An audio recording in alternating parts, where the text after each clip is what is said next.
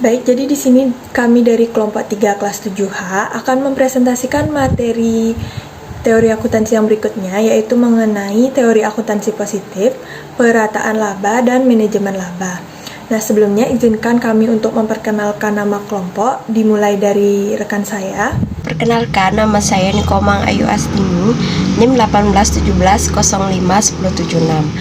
Perkenalkan, nama saya Nimade Yulianingsih dengan NIM 1174. Baik, perkenalkan nama saya Kadek Mas Rizky Widyaswara dengan NIM 1817051210.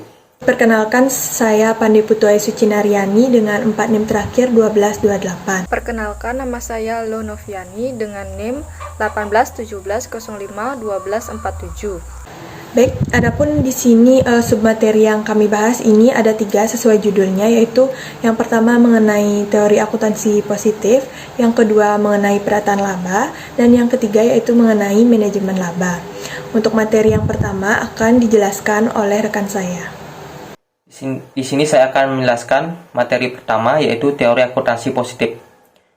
Teori akuntansi positif yaitu tujuan utamanya pendekatan akuntansi positif untuk menjelaskan memprediksi pilihan standar oleh manajemen dengan menganalisis biaya dan manfaat ungkapan keuangan tertentu dalam hubungannya dengan berbagai individu dan alokasi sumber daya dalam perekonomian. Teori positif didasarkan pada proporsi bahwa manajer, pemegang saham, dan regulator atau politisi adalah rasional dan mereka berusaha untuk memaksimalkan utilitas mereka yang secara langsung terkait dengan kompensasi mereka, sehingga terkait dengan kemakmuran mereka juga. Selanjutnya yaitu ada teori akuntansi menurut sasaran dibagi menjadi 2, yaitu yang pertama teori akuntansi positif yang artinya penjelasan atau penararan untuk menunjukkan secara ilmiah kebenaran pernyataan atau fenomena akuntansi seperti apa adanya atau sesuai fakta. Yang kedua ada teori akuntansi normatif yang artinya penjelasan atau penararan untuk menjustifikasi kelayakan suatu perlakuan akuntansi paling sesuai dengan tujuan yang telah ditetapkan. Selanjutnya ada hubungan antara teori akuntansi positif dengan teori akuntansi normatif, yaitu yang pertama perbedaan pendekatan dan dasar teori akuntansi tersebut menyebabkan 2 taksonomi akuntansi.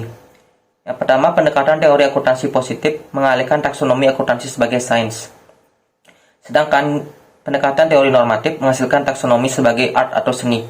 Yang keduanya sama-sama diakui sebagai sarana pendekatan teori akuntansi. Yang kedua ada teori akuntansi normatif yang berbentuk praktik akuntansi berterima umum atau yang disingkat PABU, merupakan acuan teori dalam memberikan jalan terbaik untuk meramalkan berbagai fenomena akuntansi dan juga menggambarkan bagaimana interaksi antar variabel akuntansi dalam dunia nyata yang merupakan fungsi pendekatan teori akuntansi positif.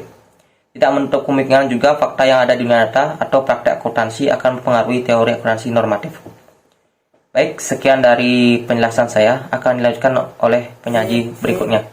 Baik, jadi di sini saya akan menjelaskan untuk materi yang berikutnya mengenai teori akuntansi positif, yaitu mengenai evaluasi pendekatan positif. Nah, jadi pendekatan positif melihat pada arti kata mengapa, praktik, dan atau teori itu dikembangkan dengan cara tertentu dalam rangka untuk menjelaskan atau memprediksi suatu peristiwa akuntansi. Nah, dengan cara seperti itu, pendekatan positif berusaha untuk menentukan berbagai faktor yang mungkin nantinya dapat mempengaruhi faktor-faktor rasional yang ada dalam bidang akuntansi. Selanjutnya yaitu ada alasan mendasar terjadinya pergeseran pendekatan normatif ke positif. Di sini ada 3 alasan.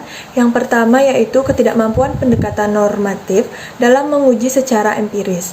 Yang kedua yaitu pendekatan normatif itu lebih banyak berfokus pada kemakmuran investor secara individual daripada kemakmuran masyarakat secara luas. Kemudian alasan yang ketiga yaitu pendekatan normatif ini tidak mendorong atau kemungkinan terjadinya alokasi sumber daya ekonomi secara optimal di pasar modal. Nah, pilihan akuntansi ini tergantung pada variabel-variabel yang mencerminkan insentif manajemen dalam memilih metode akuntansi berdasarkan rencana bonusnya, kontrak utang, dan juga proses politik yang terjadi itu bagaimana. Sebagai hasilnya, ada 3 hipotesis yang dihasilkan dalam hal ini. Hipotesis tersebut adalah sebagai berikut. Yang pertama yaitu ada hipotesis rencana bonus, yang kedua ada hipotesis kontrak hutang, dan yang terakhir yaitu hipotesis biaya politik. Nah, secara mendasar, pendekatan tersebut itu berusaha untuk menentukan sebuah teori yang menjelaskan fenomena observasi, di mana pendekatan teori akuntansi positif ini secara umum itu dapat dibedakan dari pendekatan normatif yang berusaha untuk menentukan sebuah teori yang menjelaskan apa yang seharusnya dan bukan menjelaskan apa yang sesungguhnya. Baik, sekian yang dapat saya sampaikan. Untuk materi yang berikutnya akan dijelaskan oleh rekan saya. Di sini saya akan memaparkan materi mengenai perataan laba. Yang pertama ada hakikat perataan laba.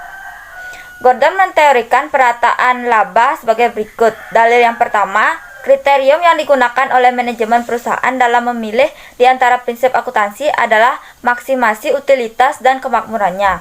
Dalil yang kedua, utilitas sebuah manajemen meningkat bersama dengan keamanan kerjanya, tingkat income dan tingkat pertumbuhan income manajemen, dan besarnya perusahaan serta tingkat pertumbuhan besarnya perusahaan. Dalil yang ketiga, pencapaian tujuan manajemen yang dinyatakan dalam proporsi 2 tergantung sebagian pada kepuasan pemegang saham terhadap kinerja perusahaan. Yaitu, jika hal-hal lain sama, semakin bahagia pemegang saham, semakin tinggi keamanan income dan sebagainya dari manajemen. Dalil yang keempat, kepuasan pemegang saham terhadap sebuah perusahaan meningkat bersama dengan rata-rata tingkat pertumbuhan dalam income perusahaan dan stabilitas income-nya. Untuk yang kedua yaitu ada motivasi perataan. Beldeman mempertimbangkan 2 alasan bagi manajemen untuk meratakan earning yang dilaporkan. Argumen yang pertama yaitu didasarkan pada asumsi bahwa sebuah arus earning yang stabil menunjukkan pendukung kapabel bagi sebuah tingkat dividen yang lebih tinggi daripada sebuah arus earning yang lebih variabel, memiliki sebuah pengaruh menguntungkan terhadap nilai saham perusahaan karena turunnya risiko total perusahaan. Argumen yang kedua untuk perataan adalah kemampuan untuk mengatasi sifat siklis earning yang dilaporkan dan mengurangi korelasi return ekspektasian perusahaan dengan return portofolio pasar. Yang ketiga yaitu ada objek perataan. Pada dasarnya, objek perataan seharusnya didasarkan pada indikasi keuangan yang paling mungkin dan paling sering digunakan, yaitu dengan laba.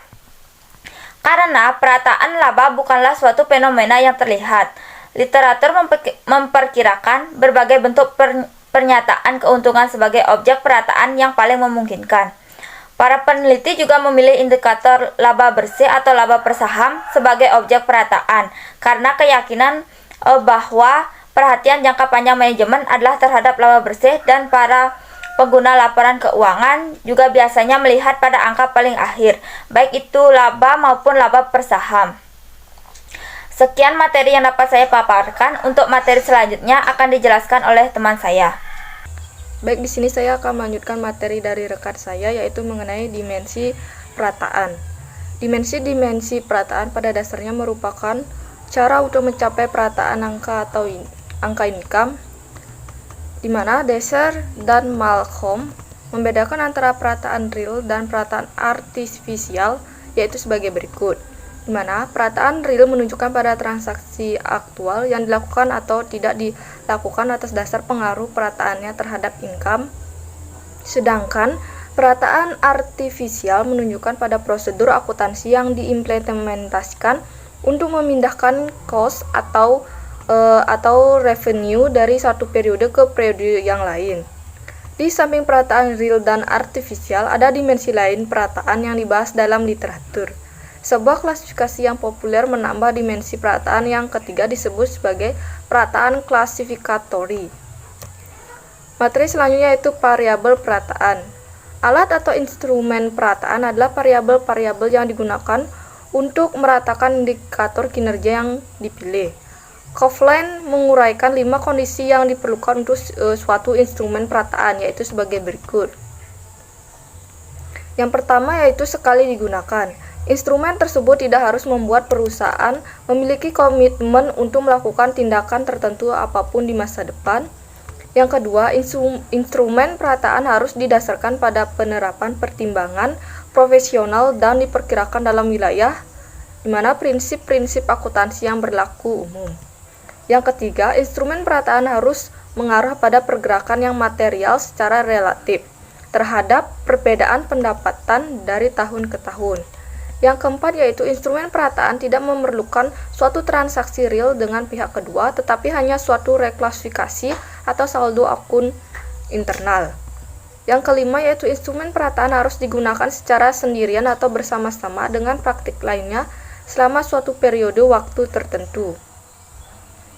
Selanjutnya itu contoh instrumen perataan yang digunakan, yaitu meliputi yang pertama, perubahan dari penyusutan yang dipercat atau accelerated depreciation menjadi penyusutan garis lurus atau straight line depreciation.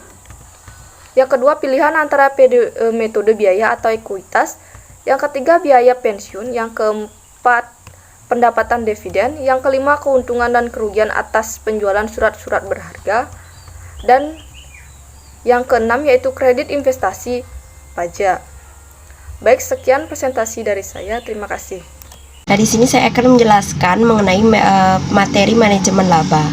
Nah, dalam manajemen laba terdapat beberapa poin, di antaranya yang pertama yaitu manajemen laba dikatakan sebagai manajemen akrual. Nah, pengertian operasional dalam manajemen laba yaitu potensi penggunaan manajemen akrual dengan tujuan untuk memperoleh kepentingan pribadi. Nah, adapun hubungan yang dapat menjelaskan mengenai manajemen laba dengan manajemen akrual diantaranya yaitu persamaan total akrual sama dengan laporan laba bersih dikurang arus kas operasional. Yang kedua ada total akrual sama dengan akrual bukan pilihan ditambah akrual pilihan. Nah, poin yang kedua yaitu adanya kesalahan penetapan harga atau akrual pilihan.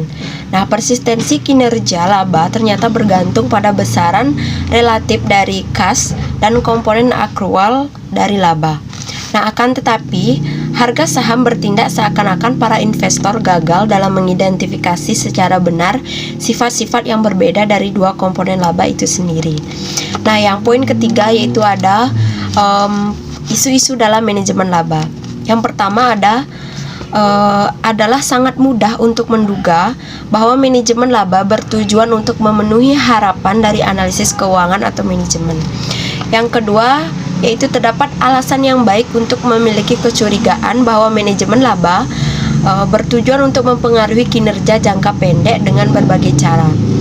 Yang ketiga ada manajemen laba berakhir dan dapat bertahan karena informasi yang asimetris. Yang keempat ada manajemen laba terjadi dalam konteks suatu kumpulan pelaporan yang fleksibel dan seperangkat kontrak tertentu yang menentukan pembagian aturan di antara pemegang kepentingan. Nah, yang kelima ada strategi perusahaan bagi manajemen laba mengikuti satu atau lebih dari 3 pendekatan. Nah, yang keenam ada permainan laba atau lebih tepat sebagai permainan laporan laba triwulanan yang mungkin menjadi alasan utama dalam manajemen laba. Nah, yang ketujuh ada manajemen laba merupakan suatu hasil usaha untuk melewati ambang batas. Yang ke-8 ada manajemen laba dapat berasal dari hasil pemenuhan perjanjian dari kontrak kompensasi implisit. Yang ke-9 ada manajemen laba tumbuh dari ancaman 2 bentuk aturan, diantaranya aturan industri yang spesifik dan aturan antitrust. Nah, yang ke-9 ada karena adanya kebutuhan akan subsidi dan perlindungan pemerintah. Nah, yang ke-10 ada penilaian perusahaan secara umum diasumsikan menjadi salah satu sasaran manajemen laba. Dan yang terakhir ada laba negatif secara tiba-tiba umumnya lebih merugikan daripada revisi ramalan negatif. Sekian materi dari saya.